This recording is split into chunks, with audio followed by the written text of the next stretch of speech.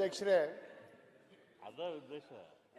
the first parliament of India, the first parliament of the world, ಅನುಭವ ಮಂಟಪವನ್ನ ಇವತ್ತು ಬೆಳಗಾವಿಯ ಸುವರ್ಣಸೌಧದಲ್ಲಿ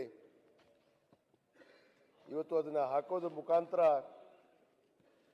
ಇವತ್ತು ಈ ನಾಡಿಗೆ, ಈ ದೇಶಕ್ಕೆ ಒಂದು ಭವ್ಯವಾದ ಸಂದೇಶವನ್ನ ಇವತ್ತು ತಮ್ಮ ಮುಖಾಂತರ ತಮಗೆ ಮತ್ತು ಸರ್ಕಾರಕ್ಕೆ ನಾನು ಮೊದಲನೇದಾಗಿ ತಮಗೆ ಹೃದಯಪೂರ್ವಕವಾದ ಧನ್ಯವಾದಗಳನ್ನು ಅರ್ಪಿಸ್ತೇನೆ.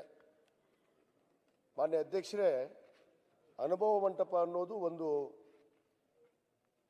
ಈ ದೇಶಕ್ಕೆ ಒಂದು ಮಾದರಿಯಾದ ದ ಫಸ್ಟ್ ಪಾರ್ಲಿಮೆಂಟ್ ಅಂತ ಏನು ನಾವು ಒಪ್ಕೊಳ್ತಿದ್ದೀವಿ. ಇವತ್ತು ಅಣ್ಣ ಬಸವಣ್ಣನವರ ಏನು ಜಗಜ್ಯೋತಿ ಅಣ್ಣ ಬಸವಣ್ಣನವರು ಇವತ್ತು ಅದನ್ನು ರಚನೆ ಮಾಡೋದ್ರ ಮುಖಾಂತರ ಈ ನಾಡಿಗೆ, ಈ ದೇಶಕ್ಕೆ ಇವತ್ತು ಸಾಮಾಜಿಕ ನ್ಯಾಯವನ್ನು ಕೊಡಬೇಕು. ಸಾಮಾಜಿಕ ನ್ಯಾಯದಿಂದ ಈ ದೇಶದಲ್ಲಿರುವಂಥ ಅನೇಕ ತೊಂದರೆಗಳನ್ನು ನಿವಾರಣೆ ಮಾಡಬೇಕು ಅಂತ ಹೇಳಿ ಈ ಒಂದು ಅನುಭವ ಮಂಟಪವನ್ನು ಅದರ ಅಧ್ಯಕ್ಷರನ್ನಾಗಿ ಸನ್ಮಾನ್ಯ ಪೂಜ್ಯರಾದಂಥ ಅಲ್ಲಂ ಪ್ರಭುಗಳನ್ನು ಇವತ್ತು ಅಲ್ಲಿ ಅಧ್ಯಕ್ಷರನ್ನಾಗಿ ನೇಮಿಸಿದರು. ಮಾನ್ಯ ಅಧ್ಯಕ್ಷರು ಈಗಾಗಲೇ ಅನೇಕ ಹಿರಿಯ ನಾಯಕರು ಮಾತಾಡಿದ್ದಾರೆ. ಇವತ್ತು ನನ್ನ ವಿಚಾರವಾಗಿ ಇವತ್ತು ಅಣ್ಣ ಬಸವಣ್ಣನವರು ಜನಿಸಿದ್ದು ಬಿಜಾಪುರ ಜಿಲ್ಲೆ ಇಂಗ್ಲೇಶ್ವರ ಗ್ರಾಮದಲ್ಲಿ. ಅವರ ವಿದ್ಯಾಭೂಮಿ ಬಸವ ಕಲ್ಯಾಣ, ಅವರ ವಿದ್ಯಾಭೂಮಿ ಮತ್ತು ತಪೋಭೂಮಿ ಅಂತ ಹೇಳ್ತೀವಿ ನಾವು, ಐಕ್ಯ ಭೂಮಿ, ಕೂಡಲ ಸಂಗಮ.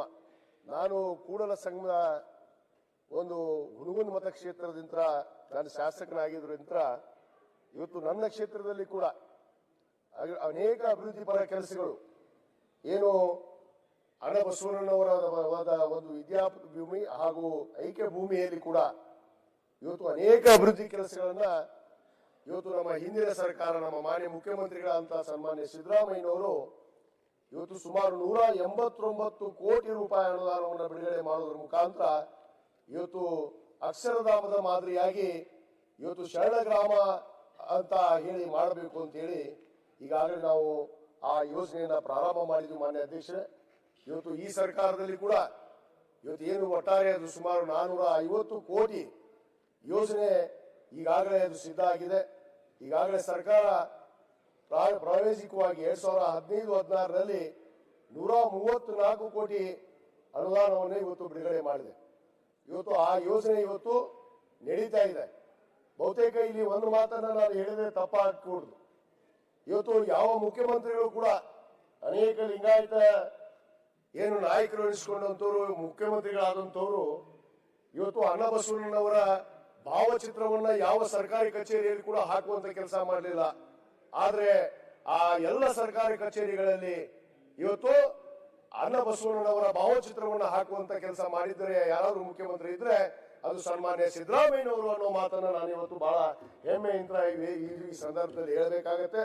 ಅದಷ್ಟೇ ಅಲ್ಲದೆ ಇದೇ ವರ್ಷ 2023ರಲ್ಲಿ ಇವತ್ತು ಸಾಂಸ್ಕೃತಿಕ ನಾಯಕ ಅಂತ ಹೇಳಿ ಕೂಡ ಇವತ್ತು ಕರ್ನಾಟಕ ಸರ್ಕಾರ ಅಣ್ಣ ಬಸವಣ್ಣನವರ ಒಪ್ಕೊಳ್ಳುವಂತ ಕೆಲಸ ಮಾಡಿತು. ಇವತ್ತು ಅದರ ಜೊತೆಗೆ ಇವತ್ತು ಕೂಡಲ ಸಂಗಮ ಅಭಿವೃದ್ಧಿ ಪ್ರಾಧಿಕಾರದಲ್ಲಿ ಸುಮಾರು 450 ಕೋಟಿ ರೂಪಾಯಿ ವೆಚ್ಚದಲ್ಲಿ ಇವತ್ತು ಶರಣರ ಗ್ರಾಮ, ಶರಣರ ನಾಡು, ಶರಣರ ಹಳ್ಳಿ ಅನ್ನುವ ರೀತಿಯಲ್ಲಿ ಅಕ್ಷರಧಾಮದ ಮಾದರಿಯಾಗಿ ಆ ಯೋಜನೆ ಇವತ್ತು ಪ್ರಾರಂಭ ಆಗಿದೆ. ಅದು ಹಿಂದಿನ ನಮ್ಮ ಸರ್ಕಾರದಲ್ಲಿ ಇವತ್ತು ಕೂಡ ಆ ಕೆಲಸ ಕಾರ್ಯ ಮುಂದುವರೆದಿದೆ. ಯಾಕಂದ್ರೆ ಅಣ್ಣ ಬಸವಣ್ಣನವರ ಒಂದು ಉದ್ದೇಶ ಸಕಲ ಜೀವಾತ್ಮಗಳಿಗೆ ದೇಶನ ಬಯಸಿದಂಥವ್ರು.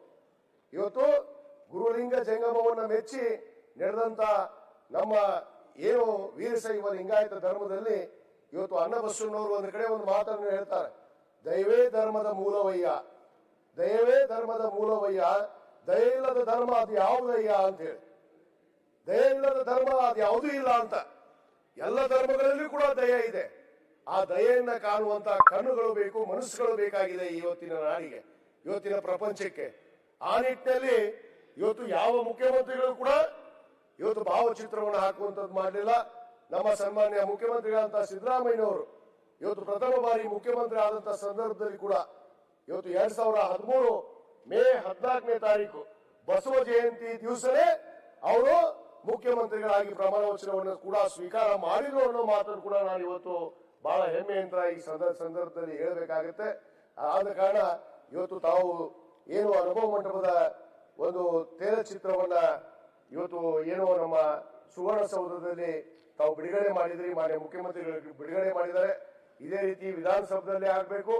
ಇದೇ ರೀತಿ ಪಾರ್ಲಿಮೆಂಟ್ ಅಲ್ಲಿ ಕೂಡ ಅನುಭವ ಮಂಟಪವನ್ನ ಇವತ್ತು ಒಂದು ತೇಲಚಿತ್ರವನ್ನ ಅಲ್ಲಿ ಕೂಡ ಬಿಡುಗಡೆ ಮಾಡಬೇಕು ಅಂತೇಳಿ ತಮ್ಮ ಮುಖಾಂತರ ನಾನು ಒತ್ತಾಯವನ್ನ ಮಾಡ್ತೇನೆ. ಮಾನ್ಯ ಅಧ್ಯಕ್ಷರೇ, ಈ ಒಂದು ಅವಕಾಶವನ್ನು ಕೊಟ್ಟಿದ್ದಕ್ಕೆ ತಮಗೆ ಧನ್ಯವಾದಗಳನ್ನು ಅರ್ಪಿಸಿ ನನ್ನ ಯಾರ ಮಾತನ್ನು ಮುಗಿಸ್ತೀನಿ. ಪ್ರದೀಪ್ ಈಶ್ವರ್.